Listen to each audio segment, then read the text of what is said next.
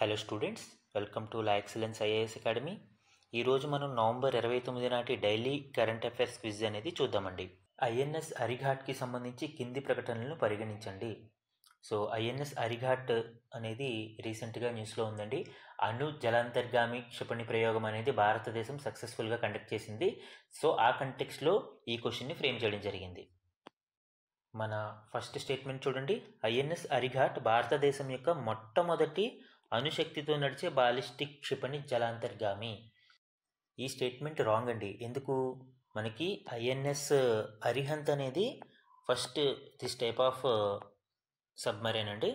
Nuclear powered submarine అనేది INS Arihant class. INS Arihant అనేది first submarine. Second one వచ్చి INS Arighaat. INS Arighaat అనేది second submarine. So first statement wrong. ఇక్కడ మీరు అబ్జర్వ్ చేస్తే కరెక్ట్ స్టేట్మెంట్స్ అని అడిగాడు. అండ్ ఎలిమినేషన్ టెక్నిక్ యూజ్ చేస్తే మనకి 1 రాంగ్ కాబట్టి 1 ఎక్కడ రాంగ్ ఉంటే అక్కడ వీ కెన్ ఎలిమినేట్. ఆన్సర్ ఏమవుతుందంటే బి అవుతుంది. బట్ ఆల్ అదర్ స్టేట్మెంట్స్ కూడా మనం చూద్దాము.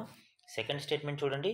ఇది 750 కిలోమీటర్ల పరిధి గల K-15 క్షిపణుల్ని మరియు 3500 కిలోమీటర్ల పరిధి గల K-4 క్షిపణుల్ని మోసుకెళ్ళగలదు. ఎస్, సెకండ్ స్టేట్మెంట్ కరెక్ట్ అండి. సో ఈ K-15 కావచ్చు, K-4 క్షిపణుల్ని ఐఎన్ఎస్ అరిహంత్ క్లాస్ సబ్మెరైన్స్ అనేవి క్యారీ చేయగలుగుతాయి. ఐఎన్ఎస్ అరిహంత్, అరిఘాట్ లాంటి క్షిపణులు వీటిని క్యారీ చేయగలుగుతాయి. ముఖ్యంగా K-4 క్షిపణుల్ని మనము 3500 కిలోమీటర్ల పరిధి గల క్షిపణుల్ని చైనాని న్యూట్రలైజ్ చేయడం కోసం మనము వీటిని డెవలప్ చేయడం జరిగిందండి. మన థర్డ్ స్టేట్మెంట్ చూడండి. విశాఖపట్నంలోని ఇండియన్ నేవీ షిప్ బిల్డింగ్ సెంటర్లో ఈ జలాంతర్గామిని నిర్మించారు. సో విశాఖపట్నంలో ఈ ఇండియన్ నేవీ షిప్ బిల్డింగ్ సెంటర్లో ఈ జలాంతర్గామిని నిర్మించారు. ఇది కరెక్ట్ స్టేట్మెంట్ అండి. సో ఆన్సర్ ఏమవుతుంది? B. B is correct answer. మన సెకండ్ క్వశ్చన్ చూడండి. అరిహంత్ తరగతి జలాంతర్గాములకి సంబంధించి కింది ప్రకటనలను పరిగణించండి. సో సేమ్ కంటెక్స్లో ఐఎన్ఎస్ అరిహంత్ క్లాస్ సబ్మెరైన్స్కి సంబంధించిన క్వశ్చన్ని ఫ్రేమ్ చేయడం జరిగింది. సో అరిహంత్ తరగతి జలాంతర్గాములు అధునాతన సాంకేతికత నౌక ప్రాజెక్ట్ కింద దేశీయంగా అభివృద్ధి చేయబడి నిర్మించబడుతున్నాయి. సో ఇక్కడ కీవర్డ్ వచ్చి దేశీయంగా, అంటే ఇండిజీనియస్లీ డెవలప్ అవుతున్నాయా లేదా ఏదైనా విదేశీ సహకారంతో మనము వీటిని నిర్మిస్తున్నామా అనేది అబ్జర్వ్ చేస్తే అరిహంత్ తరగతి జలాంతర్గాములు అనేవి ఇండిజీనియస్లీ డెవలప్డ్ కాబట్టి ఫస్ట్ స్టేట్మెంట్ కరెక్ట్ అండి. అలానే ఇవి భారతదేశం యొక్క అణుత్రయాన్ని బలోపేతం చేయడం కోసం అభివృద్ధి చేయబడుతున్నాయి. అణుత్రయము అంటే న్యూక్లియర్ ట్రయాడ్ అని పిలుస్తాం మనం. సో ఈ న్యూక్లియర్ ట్రయాడ్ అంటే ఏంటండి?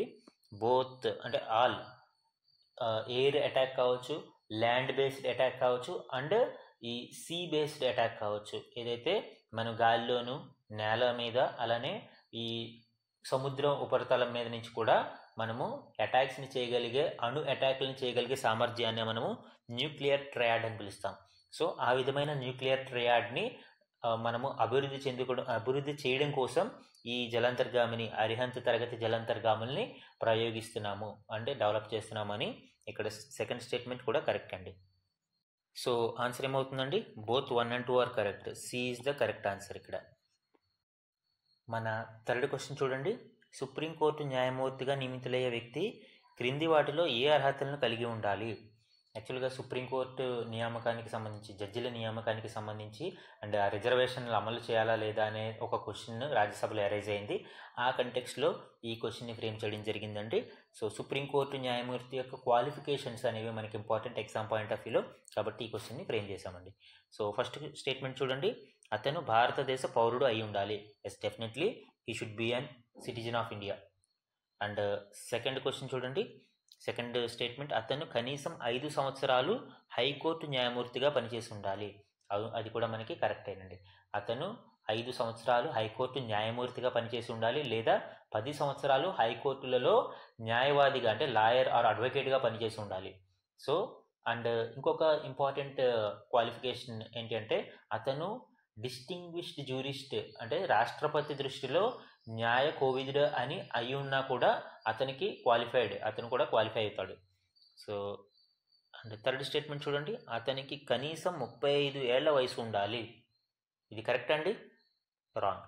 ఎందుకంటే ఎక్కడా కూడా మనకి మినిమం ఏజ్ అనేది జడ్జిల క్వాలిఫికేషన్ విషయంలో మెన్షన్ చేయలేదు. సో ఇది చాలా ఇంపార్టెంట్. మనము చాలా పోస్టులకి, చాలా పదవులకి మనకి మినిమం ఏజ్ ఇంత ఉండాలి అని ఉంటుంది. బట్ ఇక్కడ జడ్జిల విషయంలో అయితే మినిమం ఏజ్ క్రైటీరియా అనేది లేదు, కాబట్టి 3 రాంగ్. మనము ఎలిమినేషన్ టెక్నిక్లోకి వెళ్ళిపోవచ్చు. యాక్చువల్గా 3 ఎక్కడైతే రాంగ్ ఉందో అదంతా మనం ఎలిమినేట్ చేస్తే answer A should be the correct answer here. మన నెక్స్ట్ క్వశ్చన్ చూడండి. కేంద్ర సమాచార కమిషన్ యొక్క ప్రధాన సమాచార కమిషనర్ మరియు ఇతర సమాచార కమిషనర్లను రాష్ట్రపతి నియమించడం కొరకు సిఫారసు చేసే ఎంపిక కమిటీలోని క్రింది సభ్యులలో ఎవరు భాగంగా ఉంటారు?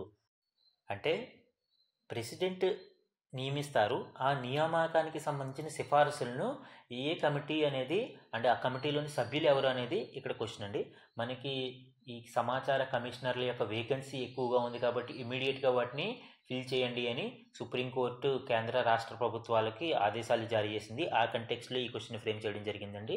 సో ఈ కమిటీ, ఈ సెలక్షన్ కమిటీలో ఎవరెవరు సభ్యులుగా ఉంటారు అనేది మనం అబ్జర్వ్ చేస్తే ప్రధానమంత్రి ఖచ్చితంగా ఉంటారండి. ప్రధానమంత్రి is the chairman of that committee. ఏదైతే ఆ కమిటీ ఉంటుందో దానికి చైర్పర్సన్గా ఇతను వ్యవహరిస్తారు. అలానే లోక్సభలో ప్రతిపక్ష నాయకుడు, ఇక్కడ leader of opposition in Lok Sabha correct, ఖచ్చితంగా ఇతను కూడా సభ్యుడిగా ఉంటారు. రాజ్యసభలో ప్రతిపక్ష నాయకుడికి ఈ కమిటీలో మనకి అంటే సభ్యత్వం అనేది ఉండదు. ఈ కమిటీలో అతను ఉండరు, కాబట్టి 3 అనేది రాంగ్. యాక్చువల్గా మనము 3 రాంగ్ అనేది ఎలిమినేషన్ చేయొచ్చు. ఏ అండ్ డి 2 రాంగ్ అయితే 4 అవ్వాలి లేదా 5 అవ్వాలి. సో సుప్రీంకోర్టు ప్రధాన న్యాయమూర్తి కూడా ఈ కమిటీలో సభ్యులుగా ఉండరండి. సో 4 కూడా రాంగ్. సో ఆన్సర్ ఏమవుతుందండి? 4 కూడా ఎలిమినేట్ అయితే answer C is the correct answer ఇక్కడ.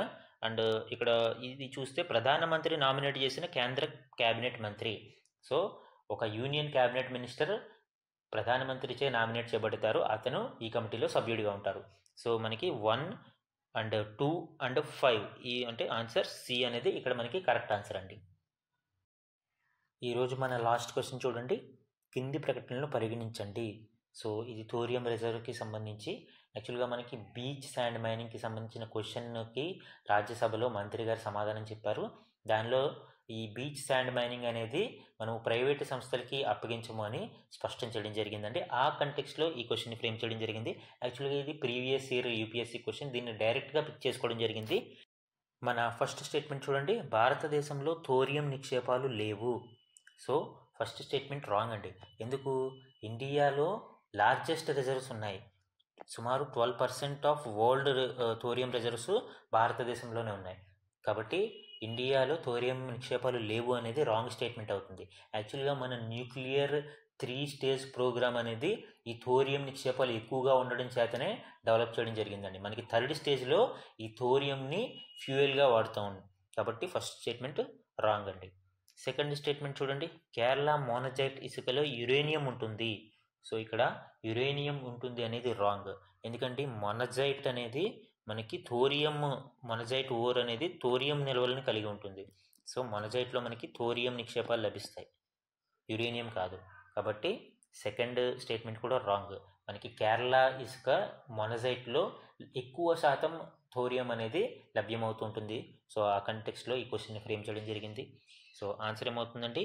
Both 1 and 2 are wrong. అంటే neither 1 nor 2 is correct answer. D అనేది కరెక్ట్ ఆప్షన్ అండి ఇక్కడ.